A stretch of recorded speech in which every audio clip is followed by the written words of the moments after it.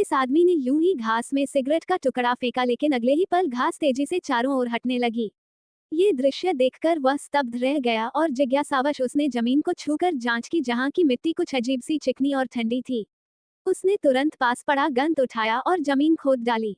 जैसे जैसे मिट्टी हटती गई, नीचे सामान्य जमीन की जगह पीले रंग की रबर जैसी कोई सतह दिखाई दी। उसकी जिज्ञासा और बढ़ गई और उसने पत्नी को बुलाकर पूरा इलाका खोदने का निश्चय किया। काफी खुदाई के बाद भी कुछ विशेष हाथ नहीं लगा। तभी ऊपर से एक अजीब चीख सुनाई थी।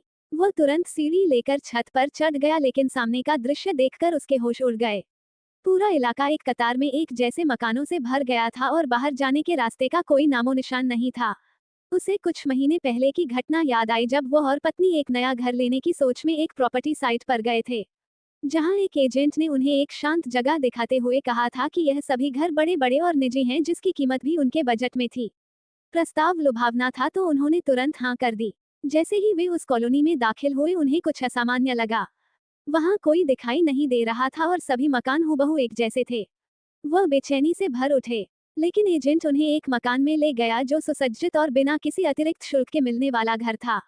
लेकिन जब वे बाहर निकलने लगे, देखा कि एजेंट और उसकी गाड़ी दोनों गायब है। उन्होंने इंतजार किया, फिर खुद गाड़ी चलाकर निकलने की कोशिश की, लेकिन हर दिशा में जाने के बाद भी वे बार बार उसी मकान के बाहर लौट आते।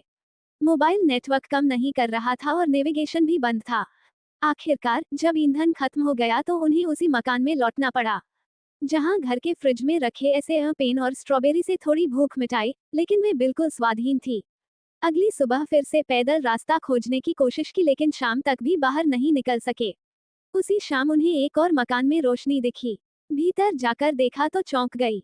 वो फिर से वही मकान था, लेकिन इस बार दरवाजे पर एक बड़ा कार्टन रखा था जिसमें खाने पीने का सामान और जरूरी वस्तुएं थीं।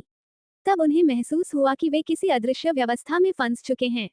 घबराहट में उसने घर को आग लगा दी, ये सोचकर कि शायद कोई सामने आएगा, लेकिन आग के फैलने पर भी कोई प्रतिक्रिया नहीं हुई।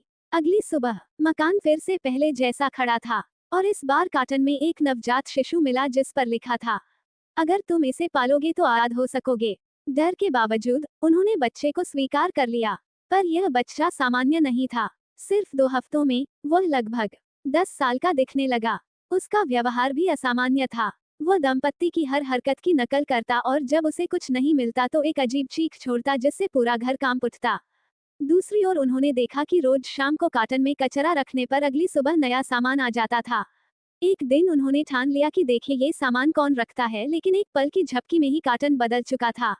पत्नी अब पूरी तरह टूट चुकी थी, पर आदमी अब भी उम्मीद में था। इस बार जब